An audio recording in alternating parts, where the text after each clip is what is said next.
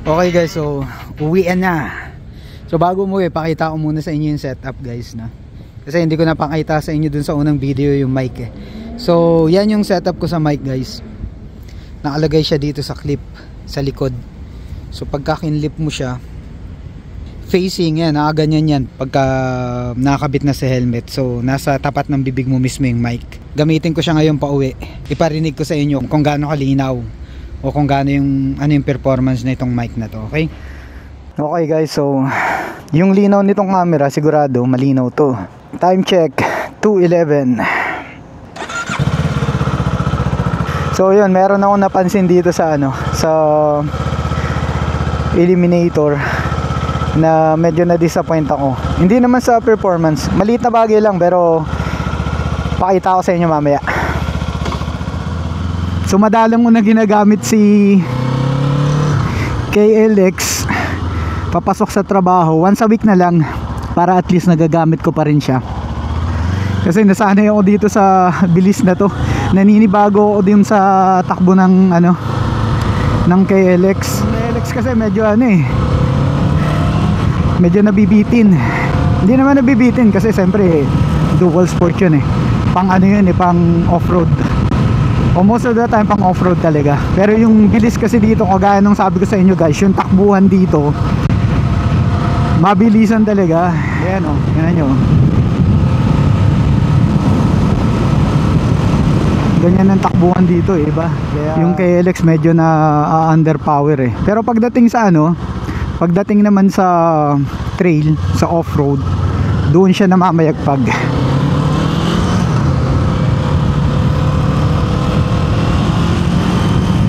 Kitang kita yung ano, yung performance ng KLX.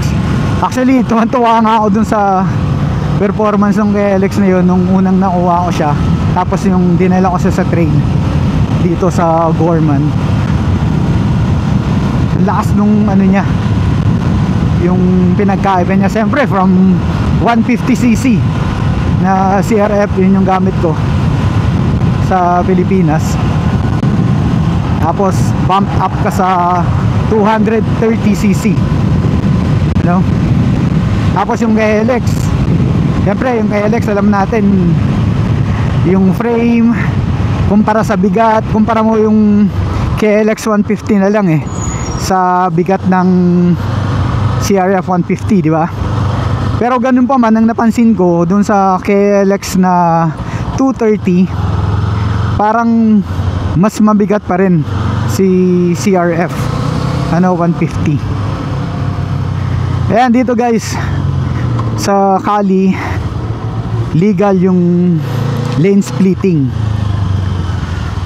Ayan, lane splitting tawag dyan guys, yung pumapagitna ka sa dalawang lane. Alam ko dyan sa atin sa Pilipinas normal na lang yan, pwede pa nga sa right eh, pero dapat hindi natin ginagawa yun na overtake ka sa right. Pero dito lane splitting talaga sa gitna ng dalawang lane pwede. So legal siya dito sa California. So dito guys, bihira yung nagbibiting the red light, pwera na lang yung mga pasaway talaga. Pero ako hindi ko siya, o iniiwasan ko siyang gawin, especially pagka naka 4 wheels. Marami dito guys nagbabike,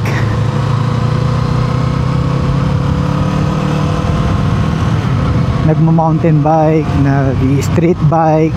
Yan yung parang exercise na rin nila, tsaka hindi naman mode of transportation pero mas mabilis ka kasi makakilos pag gaganyan eh. Ayan, so magdadalawang taon na ako dito sa California guys. So far okay naman. Yung first na year, sobrang adjustment ko sa trabaho. Kasi unang trabaho ko dati panggabi, napakahirap nung adjustment ko ng panggabi.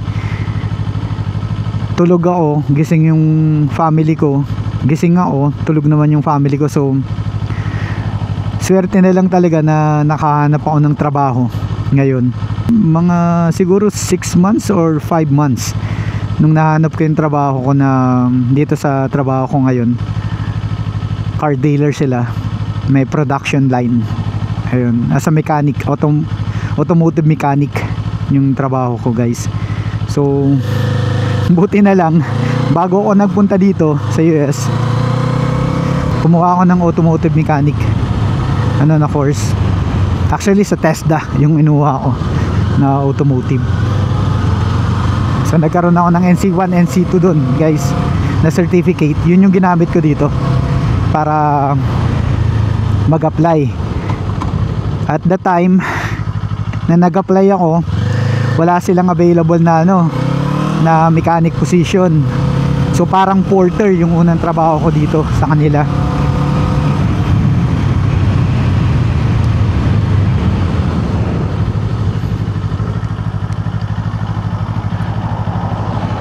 Yan guys, bigla-bigla na lang sumusulpot yung mga mga nagbabike dito. Kaya kailangan maging listo ka. Sana ako. Ayun, after like a little over a year, at saka ako natanggap dun sa nagkaroon ng position open sa mechanic, automotive mechanic 1. Nung nag-apply ako, 17 yata kami na na applicant. Bali ang position na kailangan i-fill is 3. So 3 kami natanggap. Isa na rin siguro kung bakit, kasi meron akong background dun sa sa automotive. Malaking bagay yun. So yun yung reason guys, I think kung ba't ako natanggap dun sa trabaho ko ngayon.